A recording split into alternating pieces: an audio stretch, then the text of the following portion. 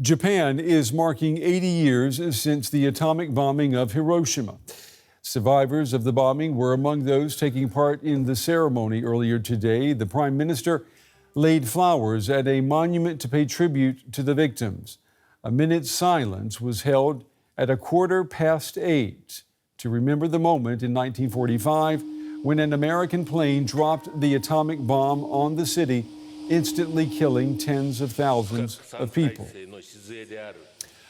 More nations now possess nuclear weapons than ever before, and arsenals are being modernized, which raises the question, has the world truly learned the lessons of Hiroshima?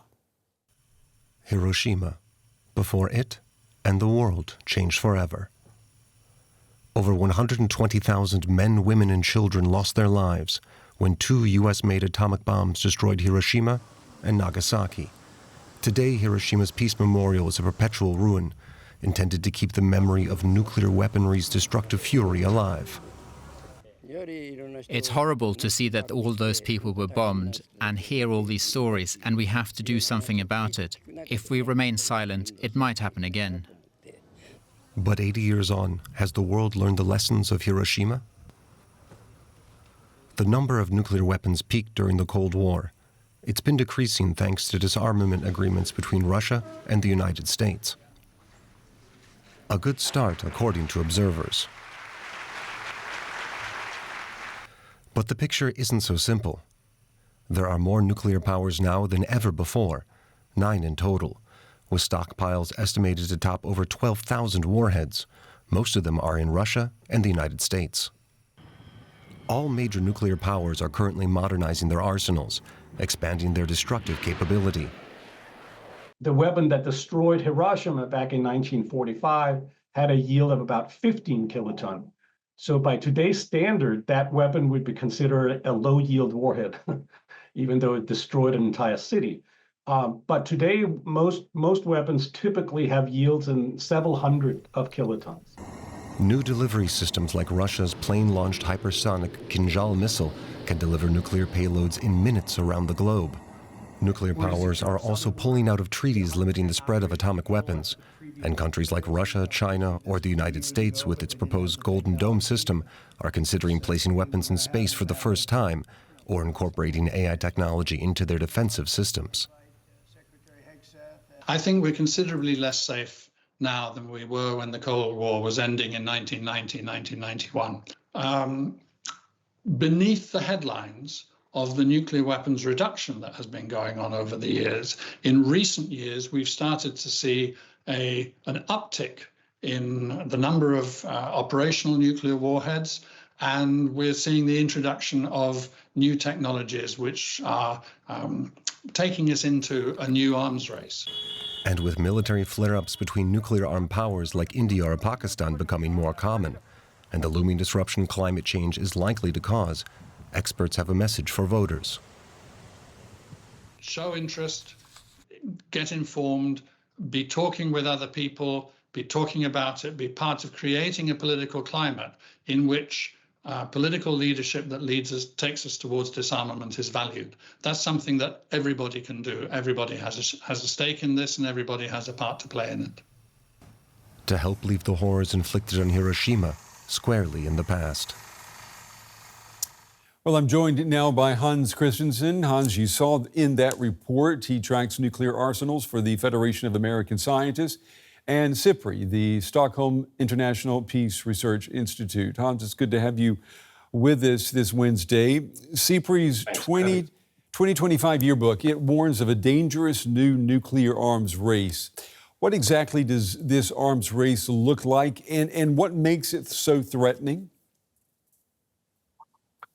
Yeah, thanks for having me. It's a mixed picture. It's not an arms race like we had back in the 1970s, where it literally was a question of building the most nuclear weapons. Countries were racing against each other. What we have today is more like a technological arms race and a political arms race, so to speak. We're seeing, an increase of the role of nuclear weapons and the prominence that they have in the world. And so countries are just basically switching back into a more focus on nuclear weapons in their national and foreign policies than before. There are currently 9 nuclear-armed countries on the planet. How many other nations do you think are striving to develop or possess nuclear weapons? Yeah, the two most likely other candidates, or the two most prominent candidates, in addition to the 9 we have today, are Iran and South Korea. Those two countries, Iran has a technology that seem to have been trying to create the conditions to be able to build nuclear weapons very quickly. They've just had their facilities bombed, of course, and so they've had a significant setback. The other is South Korea, where there's a large majority that favors getting their own nuclear weapons. Even politicians, mainstream politicians, are talking about it. So those are the two most likely cases. The mayor of Hiroshima said today that the wars in Ukraine and the Middle East are now contributing to growing acceptance of nuclear weapons. Do you see it that way as well? Well, it depends who you talk to. It depends what country you're talking about. Countries react very differently to threats. Some countries do reach for the nuclear weapon if they're threatened too much with conventional or certainly nuclear weapons.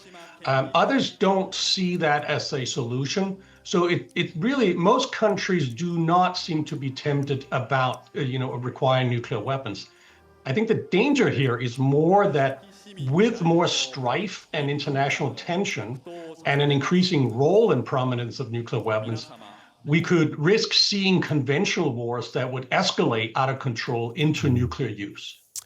And what about new technologies? And I'm thinking here especially of artificial intelligence. They are rapidly transforming many fields. What role do they play in this current nuclear arms race?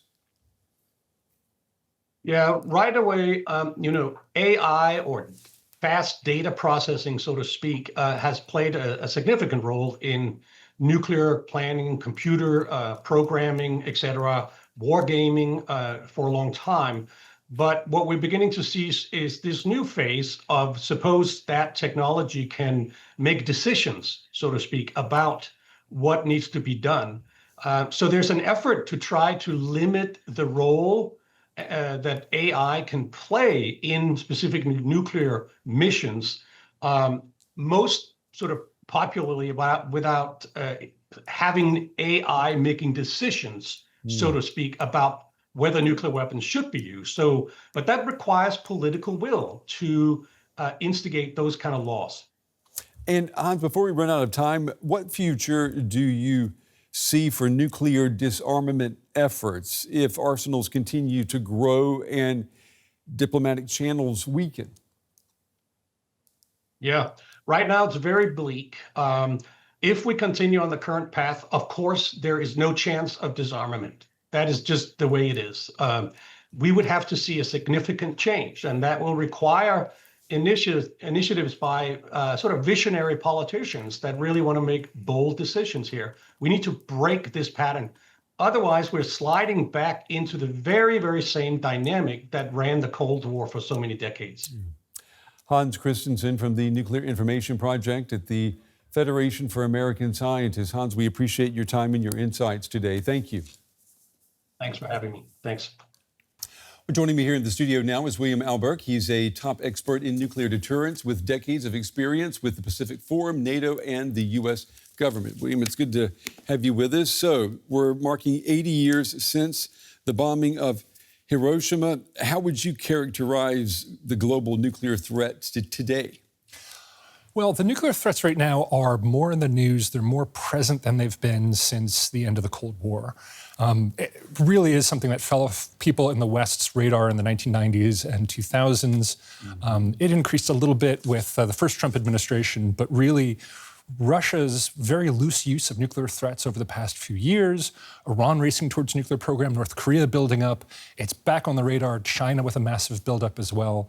People are thinking about it and talking about it in ways that we just haven't heard in about 30 years. You know, we heard in our report that the world's 9 nuclear powers are busy, they're all busy modernizing their arsenals. Does that make the world safer, or are we more at risk of an accident?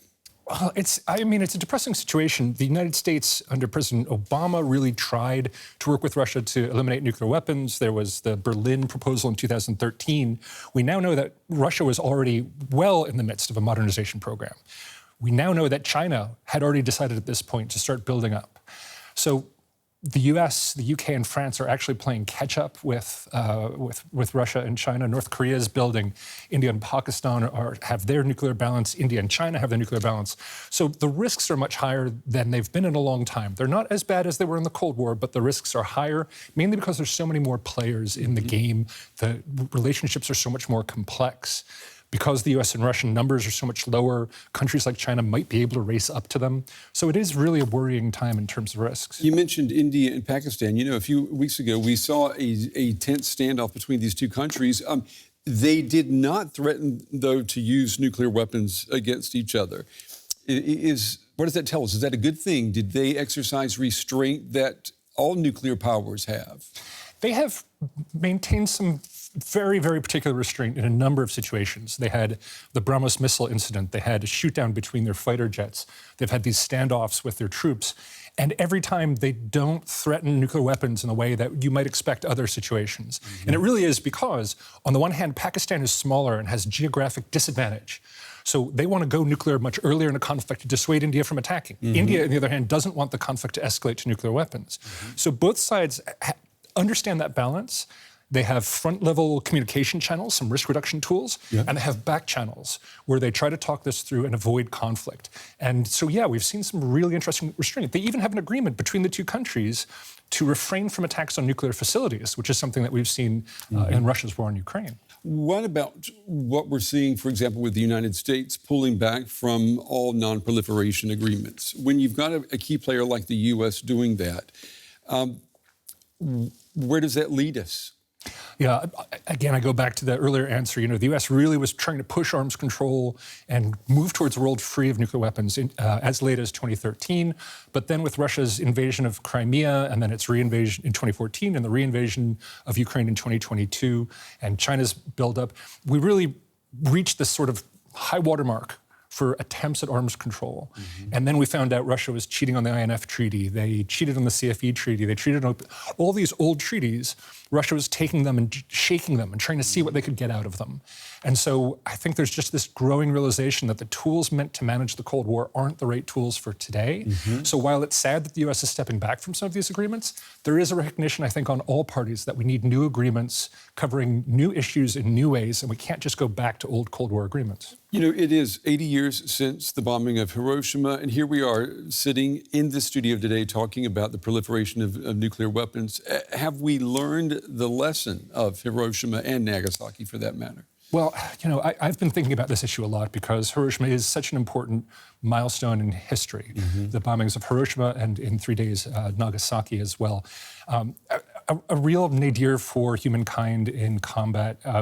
But we also have to remember, the United States offered, along with the Allies, unconditional surrender. July 26th, I think it was, the Potsdam Agreement. And Japan said no.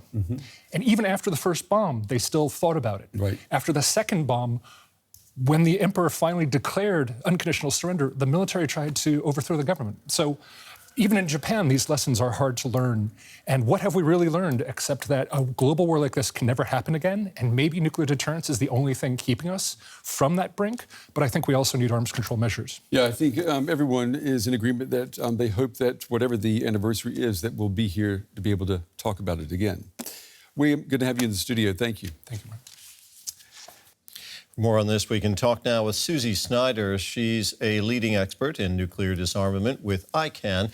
That's the International Campaign to Abolish Nuclear Weapons, whose work has been recognized with the Nobel Peace Prize. Susi, thanks for being with us. Survivors of Hiroshima have dedicated their lives to ensuring this tragedy never happens again. Are their voices still being heard 80 years later? Well, most survivors are around 86 years old now. And the Japanese Confederation of Atomic Bomb Survivors, Nihon Hidankyo, was also the recipient of the Nobel Peace Prize just last December. The thing is, The survivors do more than tell the story of the horror that they themselves witnessed. They call for abolition. And now more than 70% of these survivors in a recent poll have demanded that the Japanese government and all governments join the Treaty on the Prohibition of Nuclear Weapons to make sure that no one ever lives through what they themselves suffered. Let's revisit for a moment the map we just saw in our report. It highlights the increasing number of countries with nuclear weapons worldwide. Recent confrontations between nuclear-armed states, such as India and Pakistan, have intensified concerns about nuclear escalation. I wanted to ask you, is the use of nuclear weapons in such conflicts a realistic threat today? Unfortunately, it is. Not only is the risk of use of nuclear weapons in a conflict a higher threat than it has ever been before, but the risk of accident or misunderstanding and an escalation caused by misunderstanding, by some blustering or some misinterpretation of data, or the misreading of data provided by artificial intelligence could lead to the use of nuclear weapons, which would rapidly expand into a nuclear conflagration like the world has never seen. I am personally worried about this. I've worked in this issue for decades, and I'm more worried than I ever have been before. At the same time, for the first time ever, governments, almost 100 governments, have stood up and said that the very existence of these weapons is a detriment to their safety and security, a detriment to the security of their own citizens. And they are demanding action from the 9, and it's only 9, who have these weapons to reduce and eliminate them in a safe and verifiable manner. Some have argued, however, that nuclear deterrence has maintained peace for decades. How do you see that? Well, let's think about this for a second, because nuclear deterrence and that idea, that theory, has been around as long as the United Nations has been around. So we have to ask ourselves, is it the threat to incinerate cities like Hiroshima and Nagasaki were incinerated? Or is it the fact that we can participate and all states participate in a community of nations to argue their differences, not on the battlefield, but in conference rooms, to find solutions to their problems? I think this theory of nuclear deterrence is unprovable. What it does do, however, it poses a risk of failure, and nuclear deterrence could fail at any moment, and that is a risk that we can't afford to take. Now, emerging technologies, including artificial intelligence, which you mentioned already, are rapidly evolving. What impact do these have on the nuclear threat landscape as you see it? Well, there are a few different ways that we see the application of these emerging technologies coming into the use of nuclear weapons. Most of the nuclear armed states have committed to not put artificial intelligence in charge of launching nuclear weapons, which is good, and it's a step in the right direction. However, the application of some of these technologies includes looking at and assessing data coming in to facilitate and speed up decision-making about whether or not to use those nuclear weapons. And that is where my concern is, because already that decision-making time is about 5 minutes that one of the leaders of these 9 countries has to choose to send a bomb designed to destroy a city or not. And if that is sped up, already the fog of war is likely to be clouding their judgment. Already they are unsure of their adversary's intent. Already they are putting many lives at risk. What could making that decision faster do except increase the risk to all of us? And that's just one of the many worries I have with the application of technology, these emerging technologies. Thank you. So, Susi, just one last question. What, if anything, gives you hope that the world will one day be free of nuclear weapons? Well, we have lived through a time where we had tens of thousands of these weapons, and there are fewer now today than there were before. It is times of great crisis, great concern, great urgency that we come together and realize we have to take these off the table. The Treaty on the Prohibition of Nuclear Weapons, to which most governments on the planet have adhered, is a way to do that, and it is moving the needle forward to the end of nuclear weapons. And I am confident that through this treaty and through other negotiated agreements, I will live to see the end of nuclear weapons. Susi, thank you very much. That was Susi Snyder with the International Campaign to Abolish Nuclear Weapons, ICAN.